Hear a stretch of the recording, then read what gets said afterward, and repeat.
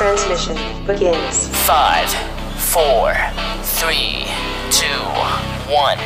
This is the JoshTolley Show on the GCN Radio Network. And this is just a quick bio for him. An average boy in average American neighborhood, Zachary grew up in a Baptist home. He began practicing magic at 10 years old, joined the Satanic Coven at 13, and had broken all 10 commandments by 15 years old. And that's just the beginning. Zach, welcome to the show. How you doing, sir? Great. Thank you for having me. Oh, thank you for joining us. I appreciate it. So let's just kind of start with the beginning of your story before we get to where the story led. All 10 commandments by the time you were 15 years old, huh? Yeah, I was a bit of a bad boy. Now, some people at home are doing an inventory of these 10 commandments. We got some we got some pretty grievous offenses in there, like murder. Did you kill somebody? Yeah, through an abortion. Gotcha. I did an assisted abortion when I was just before turning 15. Wow. So kind of walk us through this process. I mean, you grew up in a Baptist home. What happened? Well, at 10 years old, I had watched like every single fantasy and, science fiction movie that existed in the 70s and the 60s. And I was 10 years old in 1976. And, I was a big fan of Star Wars and Star Trek and all that kind of stuff. And in a lot of the other fantasy movies, they had magic. Well, I was just fascinated by magic. I thought, oh, that's so cool. I wish you could do that in real life. And I would try, I would, ask my parents and ask adults and whatever, can you really do that? And they all said no, that magic was fake. Now, the funny thing about that is that there's like 8 places in the Bible that warn you not to do magic. Right. Now, why would they warn you against something that's not real? Obviously, it must have been real at some point because the Bible has it, Yeah. But all the parents and everything are saying no. So there's a game going through the school called Bloody Mary, or I Hate You, Bloody Mary. And it's a bunch of kids go in the bathroom, turn out the lights, and chant this phrase into a mirror. They tell you it's a game, it's really a spell, and you're trying to create a demonic face. You want a demonic face to show up in the mirror. We're just told it's a spirit of somebody that died, and if you say the chant, that they might come and show up in the mirror. When that happens, and this is 1976, so there's no holographic flashlights or anything you're going to shine into the mirror to get this result. Kids, being 10 years old, will flee the bathroom. I mean, they're like running out, like you would not believe, screaming as they go. I was fascinated by it. I'd see this face and be like, whoa, we just did this.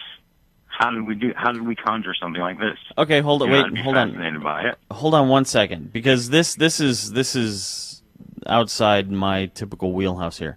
So you're saying that it actually worked? Like this wasn't just some sort of, go in there and the kids just get scared with their own imagination. You actually saw something in the mirror? Yeah. Whoa. Okay, keep going. All right. Well, I mean, the same thing. There's, I think, Paranormal 3, the movie. Sure. They feature this. It's in cartoons and other movies, and if you Google search it or YouTube search it, there's tons of videos about, people that are trying it.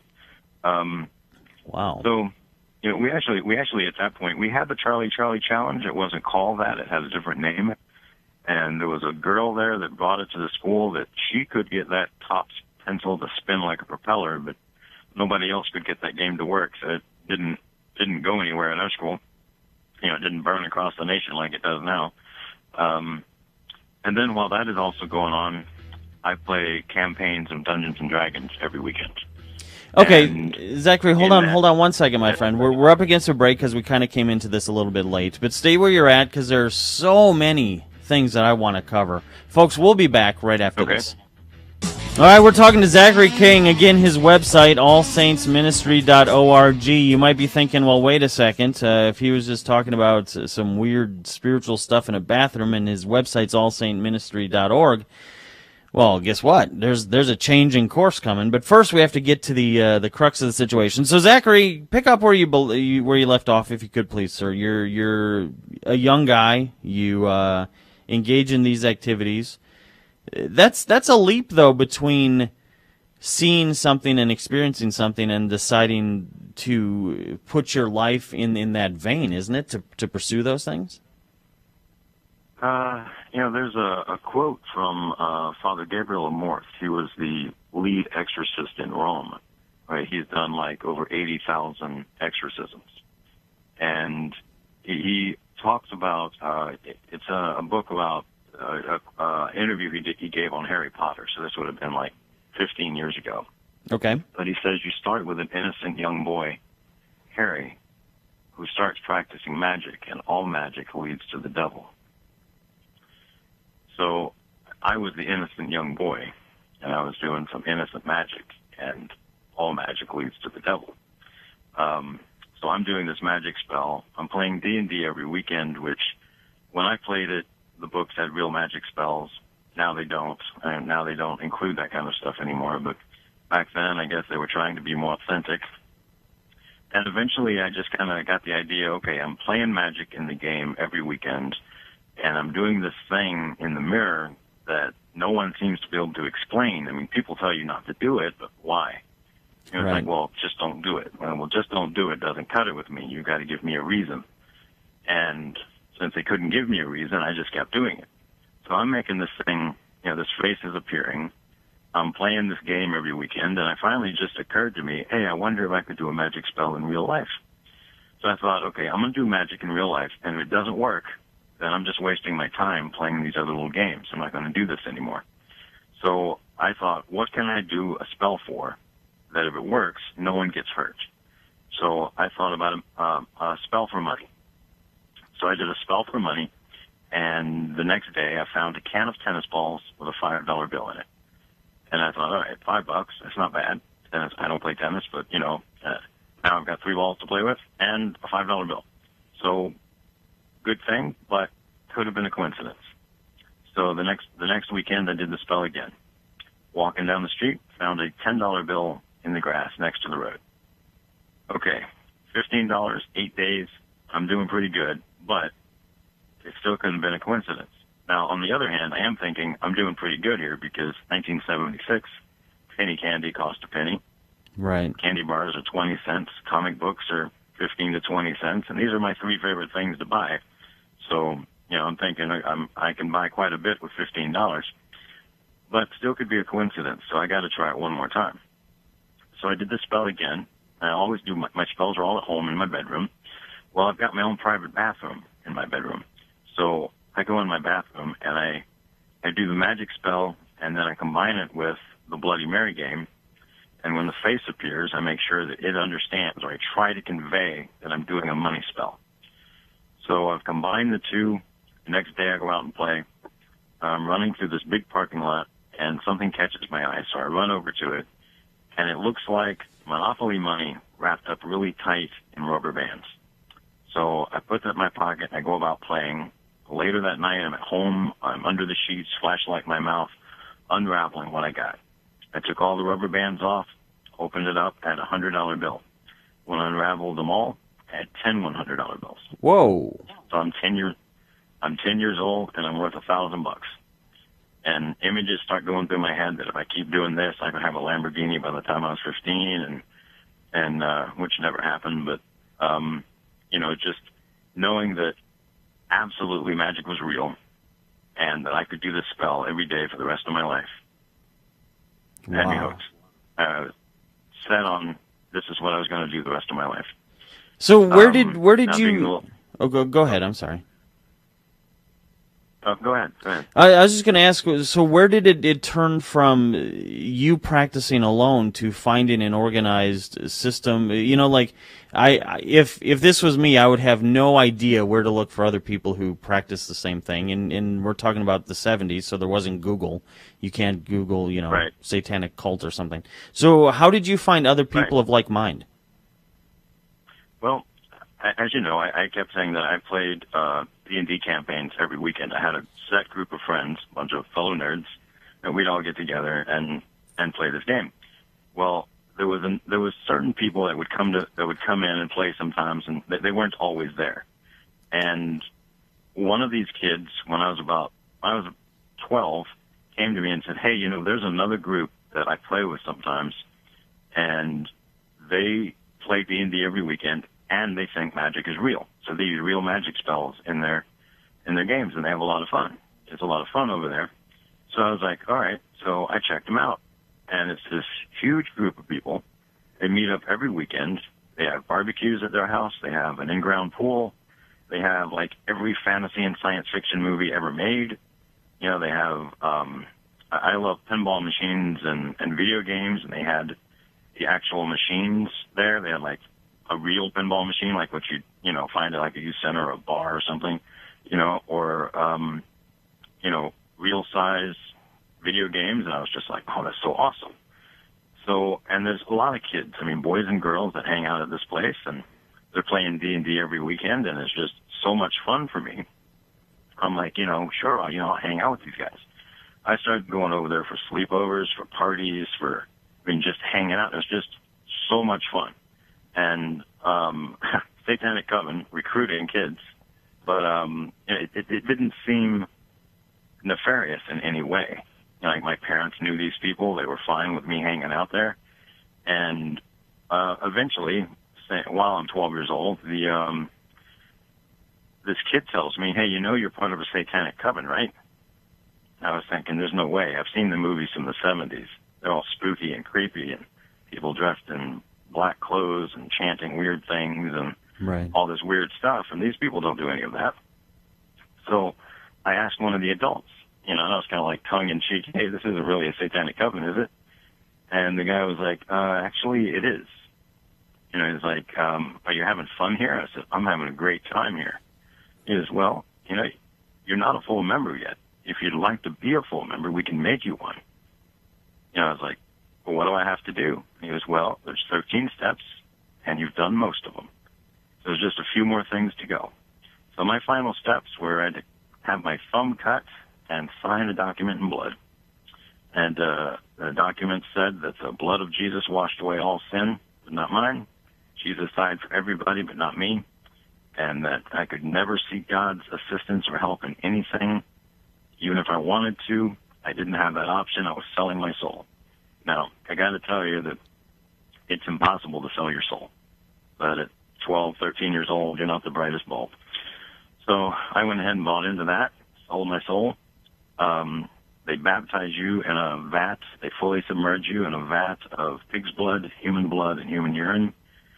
At that point, you're in a white robe, signifies losing your innocence. You go into another room, take a shower. You come back, you're in a black robe, sit in a chair. They pull the cowl up over your face. They read the document that you signed the night before. They show that you now have a bandaged thumb, so obviously you signed it in your own blood. They give you a wheel that has a crucifix in it. You spin the crucifix upside down, which is a symbol of human sacrifice, and you break the arms downward, which is signifies denouncing Christ. Mm-hmm. At this point, if you looked at this wheel, you'd be looking at it looks like a peace sign now.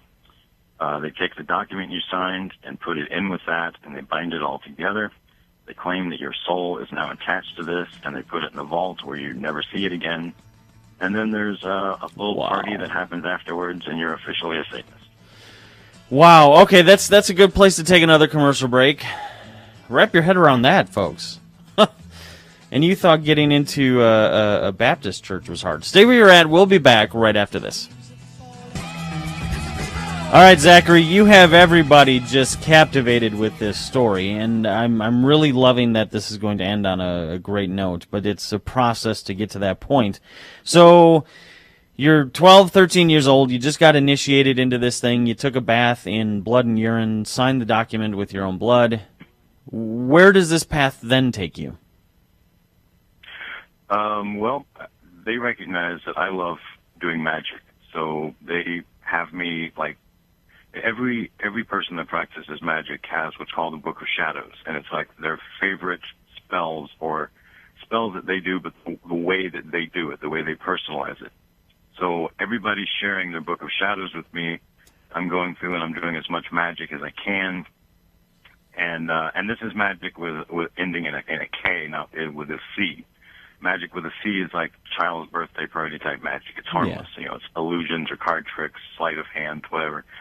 magic ending with a K is satanic magic. So it'd be like spells, hexes, when you think of voodoo or, Santeria, something like that. So I'm doing whatever I can, as much as I can. Even if I'm not practicing magic, I'm reading about it. I'm trying to learn as much as I can about it. Going back a little bit, when I was 11 years old, I was the victim of a sexual assault at school, hands of a female teacher. Back then, never heard about something like that. Nowadays, you hear about it like every day. Yeah. So it's like not even a big deal now. But back then, I didn't know that something like that was possible. We didn't have the internet back then. You couldn't look up porn just anywhere you wanted to. So I was like innocent at 11 years old. I had no idea what this woman was doing to me. I knew that on some level it felt good, but I also felt guilty. She's telling me that I wanted to do it. It was my fault. If I told, I would be the one that gets in trouble, and nothing would happen to her because she's the innocent person. She just happened to be there. And so since I couldn't tell anybody, I dove further into magic. When I was 12 years old, before I was officially a member of this coven, they explained to me, and these people totally embraced me and were okay with the sexual assault, like just gave me love and acceptance, and I could describe what happened, and they totally understood. Well, one of the reasons they totally understood is because the woman that assaulted me was in the coven. But they had explained to me that, this woman stole your innocence. She took from you what was precious, and she destroyed it. Now, if you want to, you have the option of gaining the power back. Because now there's these other people that you can have sex with if you want to, and you can do whatever you want, and if you decide you don't want to do it, you can walk away, or if you decide you want to do it, you can keep going. It's up to you. So to me, being 12 years old, and again, like I said, not the smartest tech, I'm just not, not comprehending that they're still wanting to abuse me. I'm like, oh, sure, that'd be great. I can, yes, it did feel good on some level, and now I can take the power back, and I'll be in control of everything, and I won't feel like I'm this helpless victim. So I bought into what they said, and what they had was a kiddie porn ring, and I was in kiddie porn for like 4 or 5 years. And Whoa. I had sex with kids my own age and with adults. Didn't think anything wrong with it because I could walk away at any time. I'm not the victim. Where I was absolutely the victim every time in every situation. But Wow. Satan likes to twist things and make you seem like you're getting something when you're not. Wow. Okay, so let me just kind of put some framework to this. The lady who assaulted you, the teacher, she was in this coven Right. as well. When did you find that out? I mean, after the assault, after the initiation, they introduced you to her? Like, how did they bring this up? I probably didn't see her till I was 15 or 16 years old. Okay. And And by then, when I saw her, it was like, she looks familiar. She looked different. And she didn't look exactly the same as she did when, the assault happened. So I wasn't sure that it was her. And then, they confirmed that it was her. And I just kind of ignored her and tried to not have any contact with her. I just didn't like her, but, sure. I didn't know how to respond. I didn't know what I was supposed to do. So this idea, well, not even an idea. I'm going to ask your personal opinion, and I understand that you can't make a for sure ruling on this, but we are seeing a lot of sexual abuse at the hands of teachers, to the tunes of millions of kids. It's way worse than the Catholic priest thing ever was. Slate magazine did a report about millions of kids that are currently in school are being abused by teachers.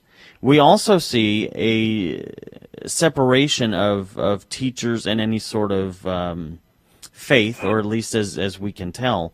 Do you think, from your own personal experience and your own personal opinion, do you think there is a high prevalence of satanic activity in the lives of these teachers?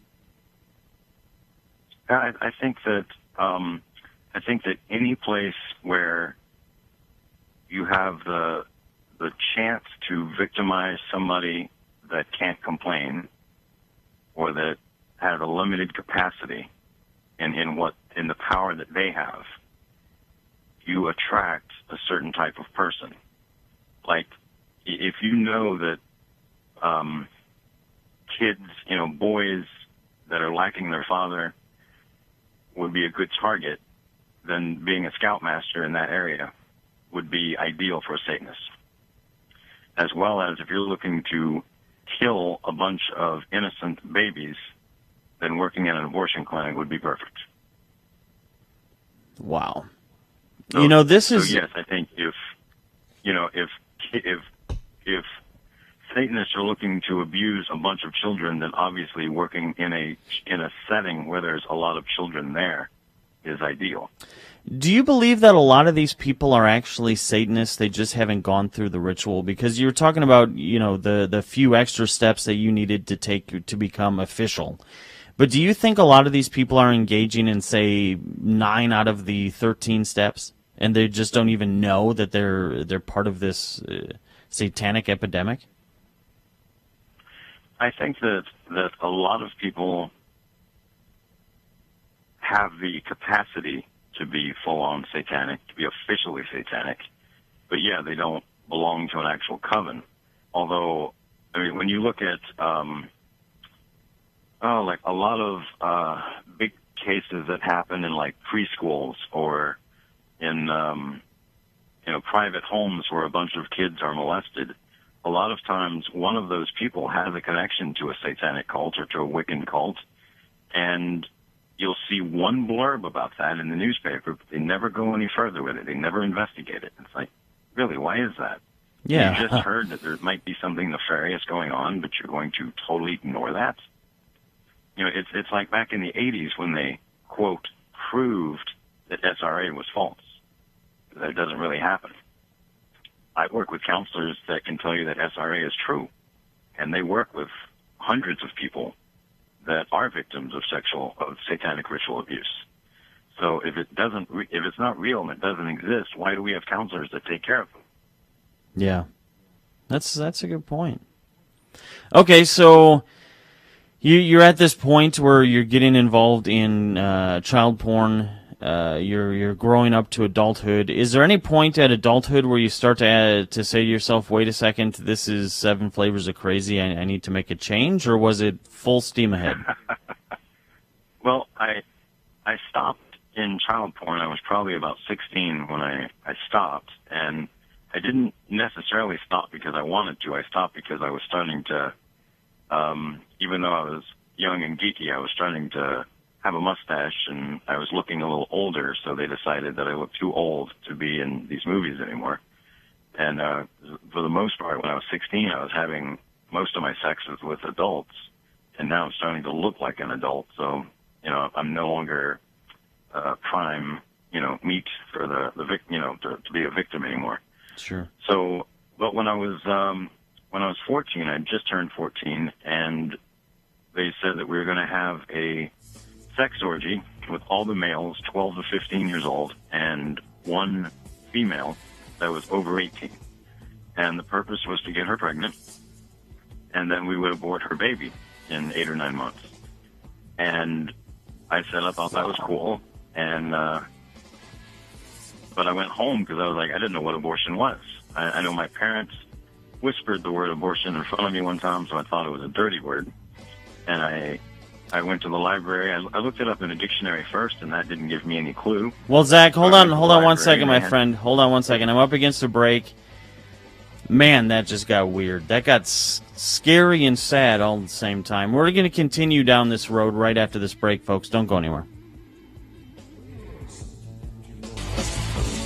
Welcome back to the show, folks. Second hour, Josh Tolley Show, GCN Radio Network. If you want to be part of it, 1-800-259-5791, 1-800-259-5791. Follow us on Facebook, Twitter, Google+, and, of course, YouTube, where you can now watch us do the show live Monday through Friday.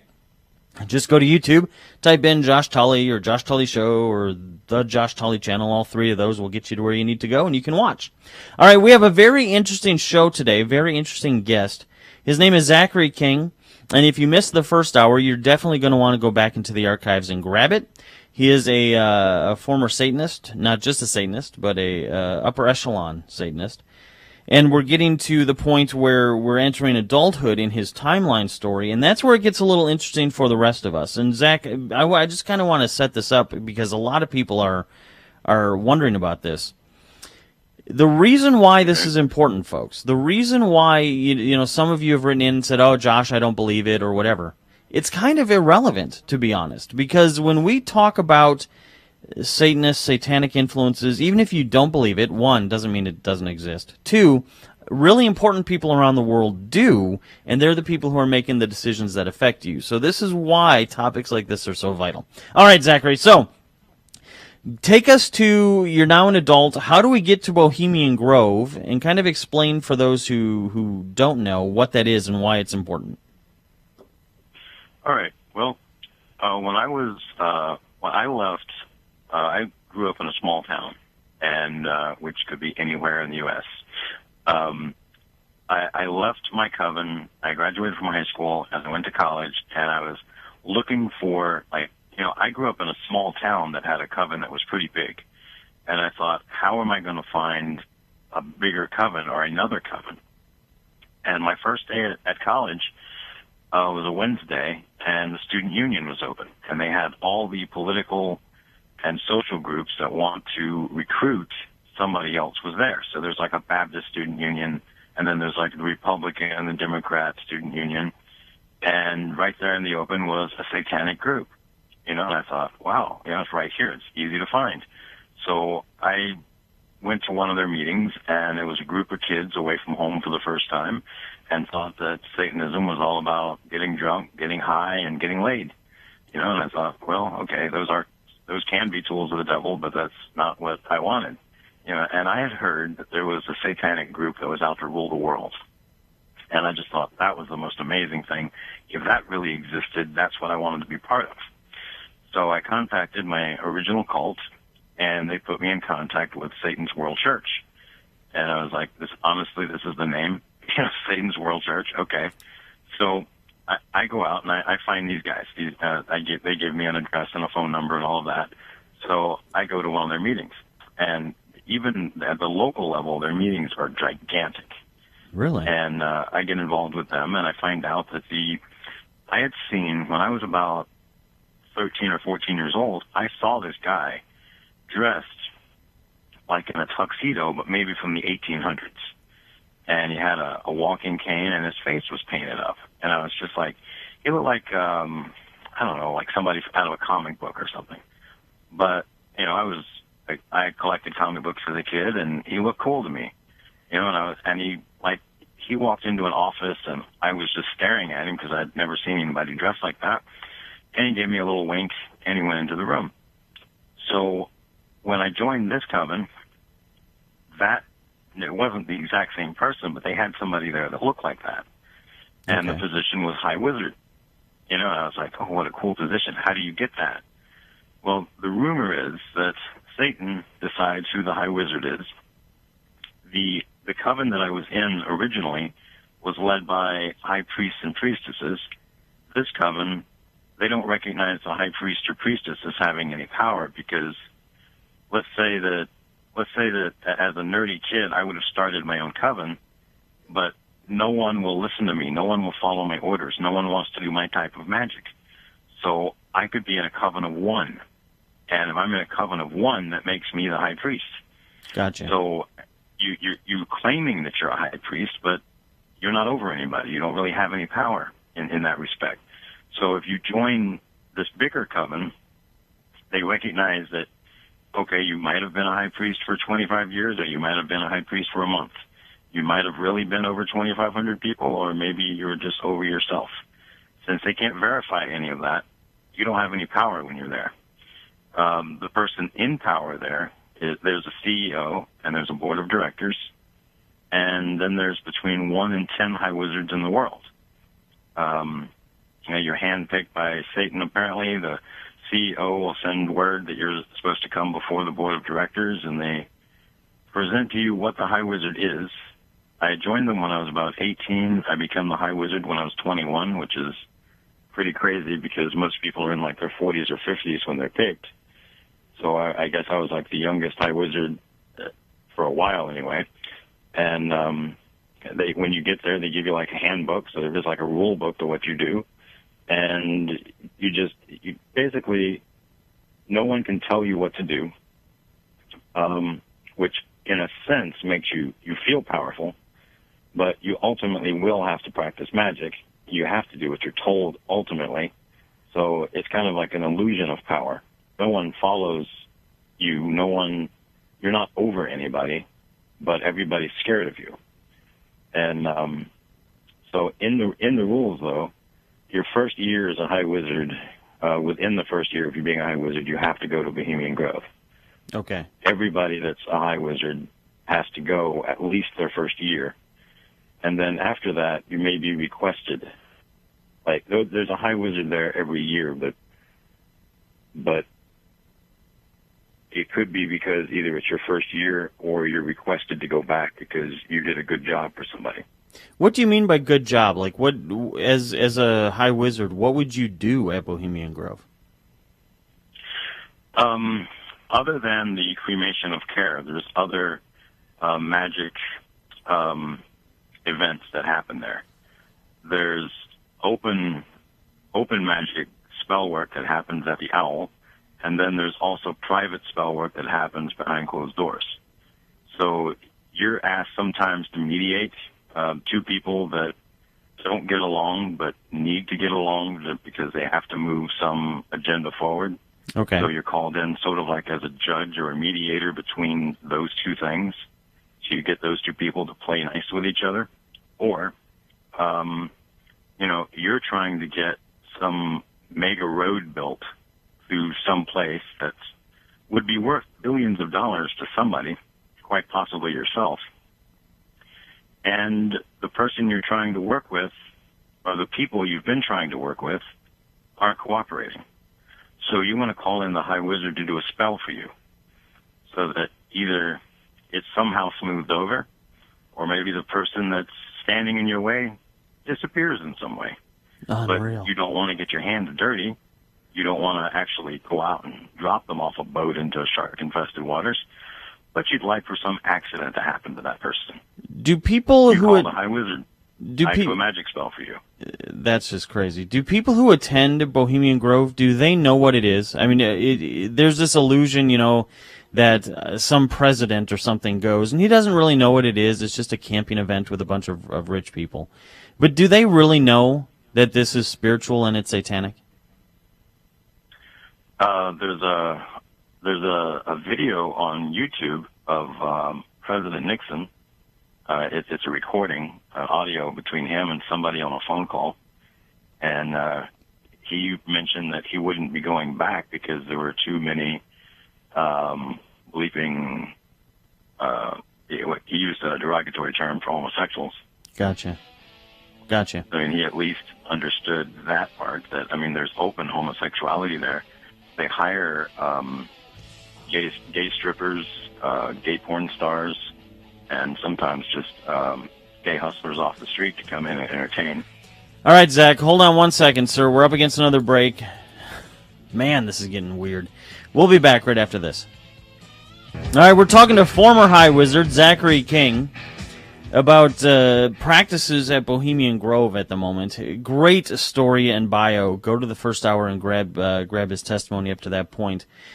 Zachary, the people at Bohemian Grove, can you name names? Can you say, there are, this many senators? Like, what can you tell us about who attends? Pretty much anybody that's got money is gonna gravitate there. Rich, powerful. The first year I was there was 1988. Okay. And my favorite president of all time was Ronald Reagan. And I did not expect to see him at Bohemian Grove, and I did. But he was the most uncomfortable guest I'd ever seen. He looked like he just wanted to leave. Like, I saw him briefly he was having lunch, and I walked past where he was standing, and I looked at him, and he looked at me the High Wizard, as I said, is a very distinct look, and he looked at me like, what the hell was I? And he was looking around, kind of like, where the hell am I? And I get the idea that he didn't entirely like being there, and that actually made me feel better because I wouldn't want Ronald Reagan to be there at all, you know, and that he was there and he didn't seem to like it. I was like, oh, this is good. This is a good sign.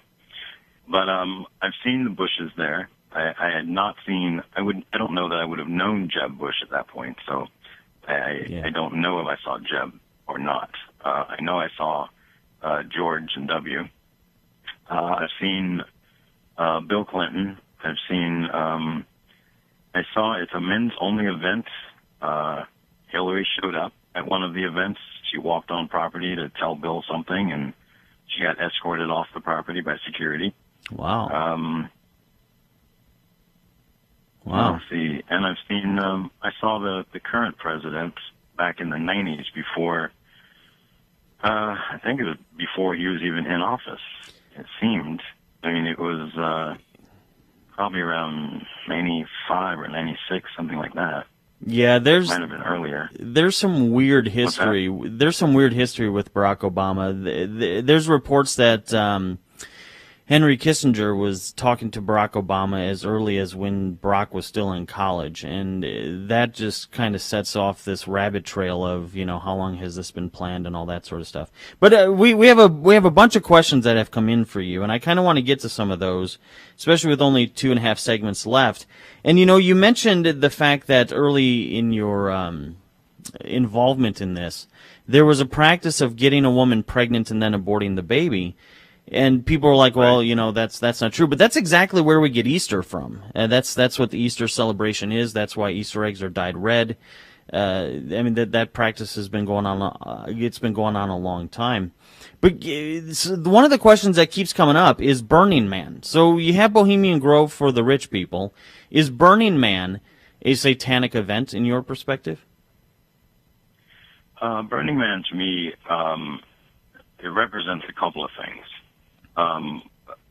Both of them would be semi-nefarious, but I think that a lot of the people that go don't see it that way. I think they see it as a very fun event. In Druid history, there would be people that would be gathered during the year. The Druid works as a judge, so he travels the country hearing cases and deciding what the punishment is that these people would get. A lot of the people would get the death penalty.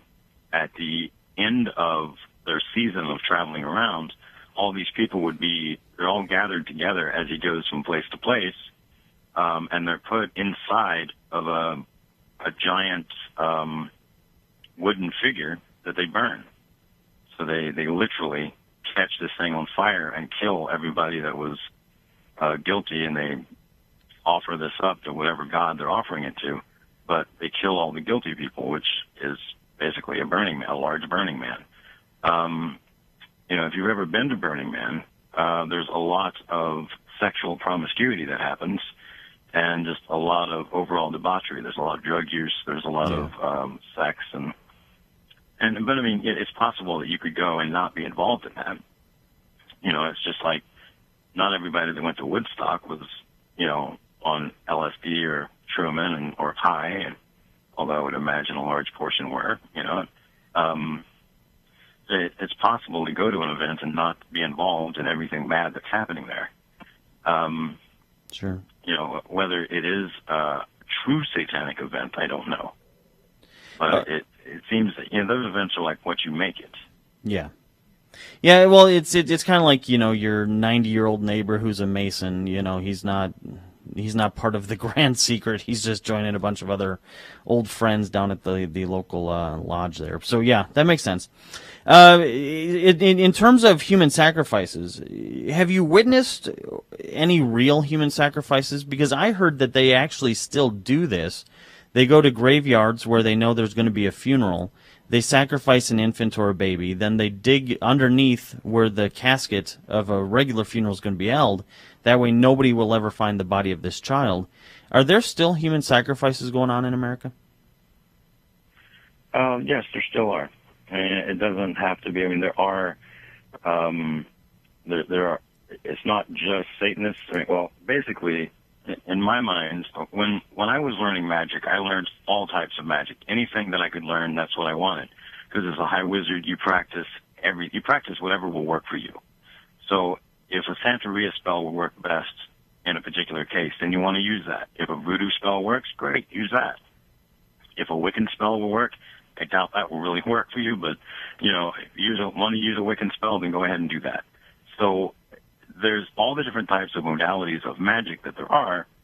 To a pure Satanist or to a high wizard, there's only one type of magic.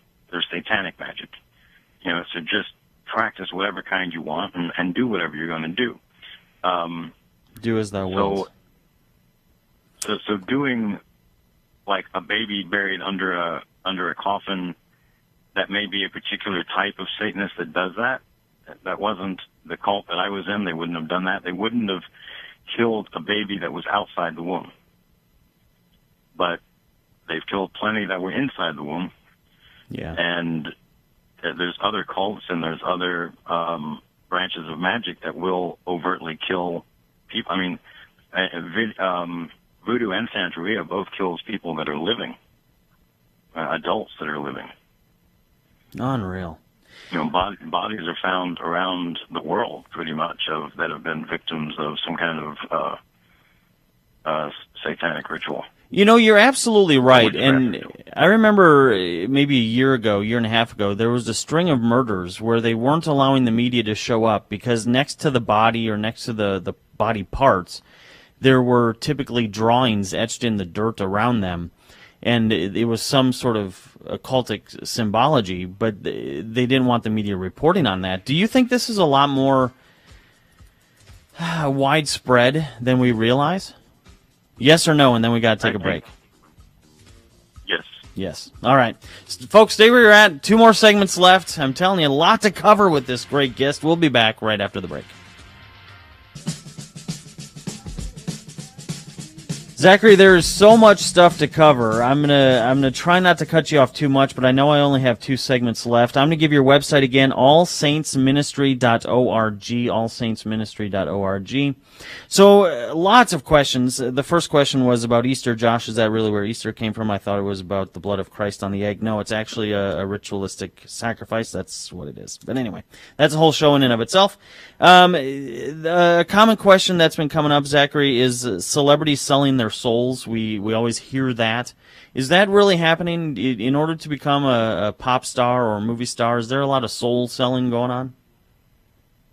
Yeah, unfortunately there is, but it's selling your soul is impossible to do. You can't actually do it, but Satan will lie to you, and that's more of an Illuminati conversation, and that would be like another show.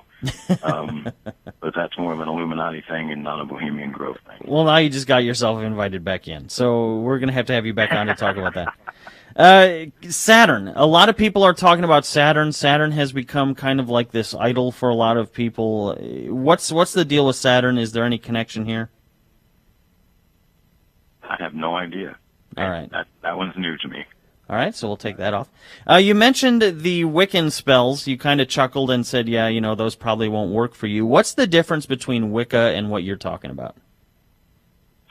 Wiccans believe that they practice light or bright or white magic, that they're only interested in preserving life and creating life, and believe that there is no God or Satan, that they worship Gaia, which is Mother Earth, and that there is no God, there is no Satan. These are just man-made terms by, the church to keep people in line. Now, Satanists understand that all magical power comes from Satan. So whether you're going to produce life or destroy it, you need to worship the source where the magic comes from, where the magical power comes from. Worship that, and then just do whatever kind of magic you're going to do. So that the two of them kind of clash. The funny thing about this light and life and all that the Wiccans claim that they believe in is that if they feel you are against them in any way, if you're attacking them in some way, they have the right to smite you or smote you, which means they have the right to destroy you by any means necessary. and that's generally through magic. They will then practice this dark magic against you. Now, who might be a person that they would think is attacking them? All Christians. Because Christians pray for their conversion. They see that as an attack, and they will unleash hell on us, so to speak.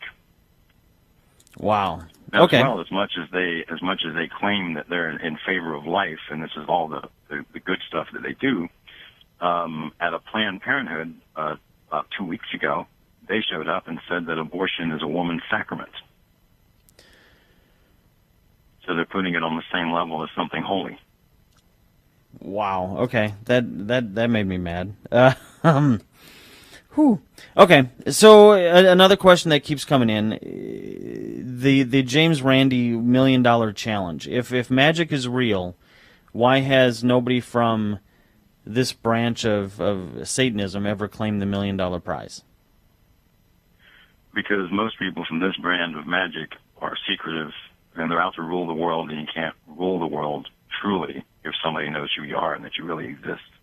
Remember, the greatest trick the devil ever pulled was proving he wasn't real. Yeah.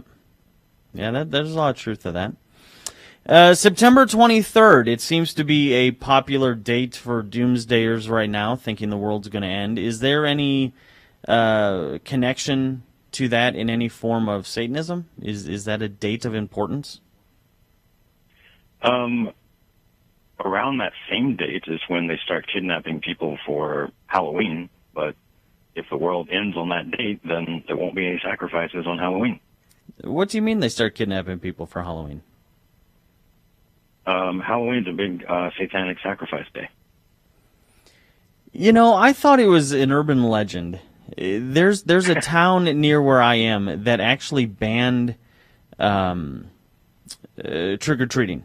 And it happens to be near the world's, or at least America's largest witch coven. And the reason was that in the 70s and 80s, there were a rash of kidnappings in September and October. So you're telling me there might be some legitimacy to this? Yes. Unfortunately, yes. Sad but true. Wow. That's scary. So what about the media? I mean, granted, the Illuminati thing was selling your soul, but there are things like Harry Potter and, whatever that vampire who sparkles that everybody was all excited about. Is it weird to you that Twilight? Thank you. Is it weird that we have now created bad guys into the good guys? We've always had a fascination with the underdog in many, many aspects. And, Satan, as I said before, Satan removed himself from the picture. He's not really real. So,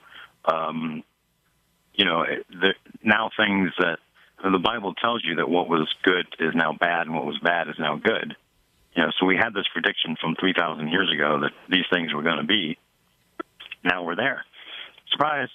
That now we're in the point that the Bible said that, this was coming. Now it's arrived. If you remember, even back when Nightmare on Elm Street, Freddy Krueger, the first movie was scary as hell, and Freddy was definitely the bad guy. But look at it now, 5 movies in, there's Freddy Krueger dolls and memorabilia, and Freddy Krueger was cool. They turned Freddy Krueger into like an icon. Same thing with Jason. The Friday the 13th movies. He was the bad guy. Now he's cool. Wow. Yeah, that's crazy how we're embracing this stuff so much. So when you look back at where you came from, what created, and I really want to get to this because this is the most important part, what created the change in you? When did you say, hey, wait a second, something's actually wrong here? Well, when I was about 33 years old, around that time, I had sinned all I could stand. I had done I had assisted in 146 abortions.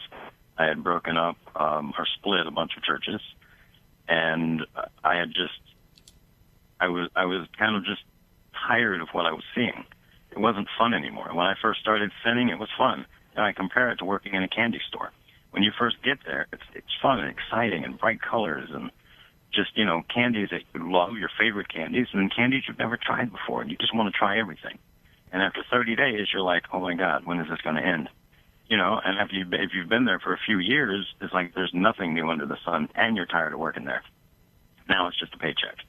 Well, that's how this was for me. After, at that point, probably about 20 years in, I was like, oh, this has got to end. I'm tired of doing this. But you can't walk away from something like that without dying. Walking away is really bad for your health. So I had been working on breaking up or splitting a Baptist church, and I was having a hard time doing it. And I just thought, okay, I'm just going to tell them that I'm converting and just join their church. And I did that, and I kind of tried to disappear in that. But all that time, I'm plotting my leaving, me escaping. And my satanic coven kind of left me alone. I think they were just thinking, well, he's really pulling a number on him now. It's like, we'll see what he does. Like and you what were I ended deep up doing undercover. was leaving town in the middle of the night and selling my car and hitchhiking my way across the United States and escaping into Canada for a little bit. Then when I came back to the United States, I worked like as a dishwasher, different things like that. Anything where I could work and I didn't have to sign a W-2 or get paid in a check, and just live off the grid for about 3 years. And then when I did resurface, I was in Vermont, which is a great place to hide. Anybody out there looking for a place to hide, go to Vermont. They can't, any job you have, no other state can verify that you have a job there. They're not allowed to give out personal information. Whoa. Unfortunately, you can't get it's hard to get a credit card if you leave the state because no place can verify that you work there or what your salary was. Wow. You could claim on anything that you were the president of the company and you worked there 20 years because no one can verify that. That's crazy. Zachary, stay where you're at. One last break, my friend. Then we'll get to the end of the show. It goes by so fast. We'll be back right after this. All right, Zachary. Now, the obvious question is, you went into a Baptist church in an effort to break it up. How many churches have you broken up, and how do you go about breaking up a church? Well, there's three ways to split a church. One is a sex scandal of some kind, usually involving a 15 or 16-year-old girl. One is a monetary scandal, and one is using something as simple and easy as gossip. That was my group's specialty. Was you don't really look to break them up. You don't want to destroy the church. You just want to cause a split. And really, you're trying to cause the split in the committee, not in the church. But there's overwhelming evidence that if you can split a committee, you can split the church. Mm-hmm. And what's interesting about that is if people do read the Bible, the punishment for gossip is extremely severe. You are kicked out of the camp. You are shunned because gossip is extremely dangerous. So, okay. So you're in this Baptist church. Your Satanist cohorts think you're just going deep undercover. When did you make the switch? When did the light come on for you? When I left that church and I went to Canada, and then I eventually came down and moved into, like Vermont. And like I said, I lived off the grid for about 3 years during all that. And then when I resurfaced, I was in Vermont, and that was around 2002, 2003. And I was there. I was working as a manager at a jewelry store in 2008, in January of 2008. And I was married. Me and my wife, we both practiced magic and New Age stuff. Whatever she could get her hands on, she was trying. And I'd been married for about 3 months. And in January, one day I was at work, and this woman came up, and she said she wanted to buy some earrings. And I basically gave her the perfect pair. And then she was like, well, I'm going to wait. I'm shopping with my daughter. When I'm done, I'll come back and I'll make the purchase. And she came back about 3 hours later. We did the transaction, and I handed her the stuff and I handed her the receipt. And I was like, hey, we're having a special now, blah, blah, blah, call this number or whatever. And she was like, oh, I've got something for you too. And I was like, oh no. I know she's going to pull out like some kind of Bible tract and give that to me. And I'll swear that I'm going to read it and I'm just going to throw it in the trash because I know I sold my soul when I was 13. I don't have the option to turn to Jesus. And these things just kind of like upset me now. And, she instead pulls out a little metal disc, and I'm thinking, gold disc. I don't know what that is. I don't know what she's trying to do here. And she says the weirdest thing to me, and remember, I was a Satanist for 26 years, so if you're going to say something weird to me, it's out there. She said, the Blessed Mother is calling you into her army. And I'm thinking, Blessed Mother. I said, I have no idea who this is. And, I grew up Baptist. Mary gave birth to Jesus. That's all you got. So, and she says it's very powerful. Well, now I know that it's got to be a cult because Christians don't bless anything. And then she says it again a little later. She says it's very powerful. And then now I'm insulted because as practicing magic, I could pick something up and tell you if it was powerful. Was this used in a protection spell? Was this used in a death spell? Was it found at Goodwill and your friend made up a story about what it was used for? I could tell you that. So I reached my hand out and I took it because I knew this was going to be a worthless piece of crap and it was going to have no power and it could do nothing to me. And I like to tell people that I think the Holy Spirit used my ego and my arrogance to trick me. So she dropped in my hand, I closed my fist, and suddenly my mall and my kiosk are gone. And it's me and this woman that had been talking to me is still talking to me, and she starts telling me about all the abortions I've done in my life, and the churches I've split, and all the evil I've been doing, and I'm working for the devil. I need to stop that. And I'm terrified. I have no idea who this woman is, how she knows all this stuff. I've tried to hide my past, and here it is. She's revealing everything about me right there to my face. I'm sure my jaw is on the floor. And then she says again, the Blessed Mother's calling you into her army. And in that instance, I knew that the Blessed Mother was the Mother of God, which is a weird thing to realize when you used to be Baptist, because you would never say Mother of God. And Mary appeared to me, and she took me by the hand, and she turned me around, and Jesus was standing behind me. And in that moment, I knew that everything that I had been taught and everything that I had done was wrong, and that Jesus was God, and that he was forgiving me. And I accepted him into my heart, and I opened my hand up, and I was back in my store. And this woman's still talking to me. She gave me the address of where she went to church, and the rest is history. Here we are. Wow. Okay, so you have this conversion experience. You go home to your wife. How does that conversation go? Oh, man, I was vile. I walked in the door, and I was like, hey, honey, guess what? I'm Catholic now. And she's like, of all the things you could be, why would you do that?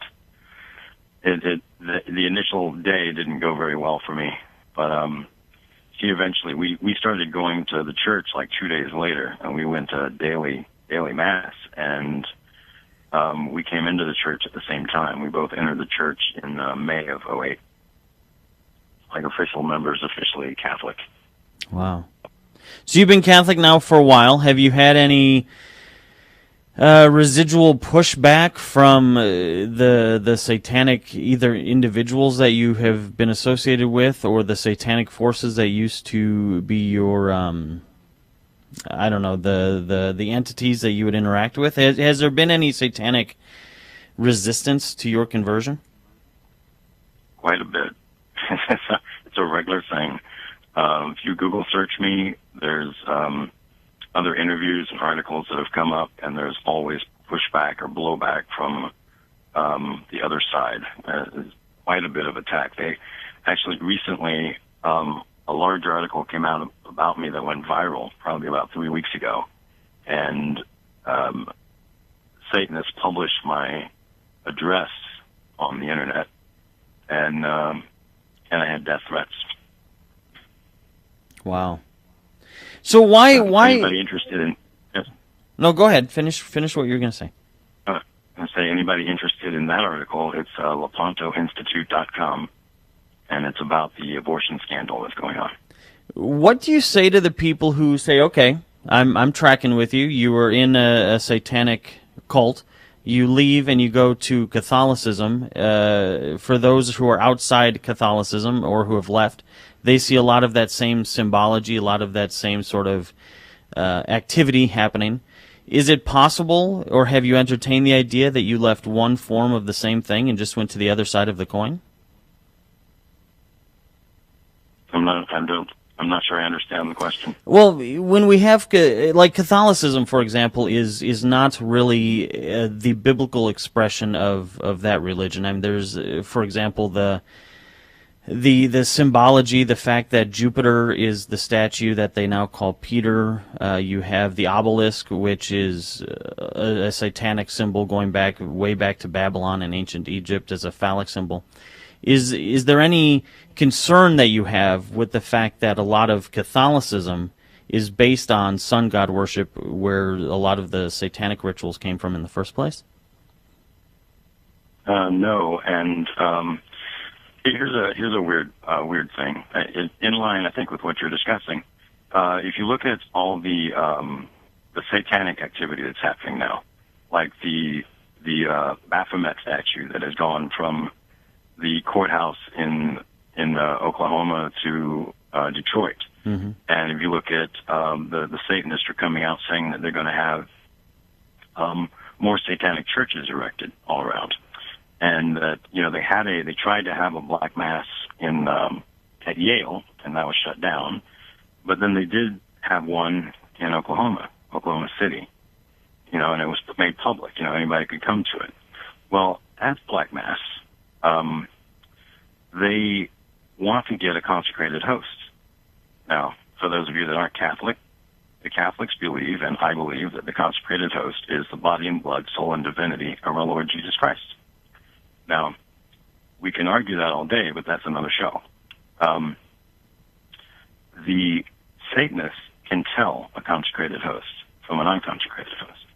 Now, I know it seems like, why don't we just go to the store, buy a box of like 100 of these hosts, because they sell from anywhere from $1,500 to $15,000. So let's say we buy a box of 100 of them, put them in a gold container, take them to a satanic group and say, hey, as a bargain to you, we're going to sell you these for $1,000 each. Yeah. It'll be $100,000. You'll save so much money, and I'll make a good deal of money. Well, Zachary, why don't we do that? I am out of show, my friend. I literally am out of show. I have to have you back on again. I am going to send you a couple DVDs. I want you to review them before we have another conversation, because we're going to talk about some of the Catholic issues that you brought up near the end. I would really love to dig into those. So I'll send you some DVDs. We'll review those.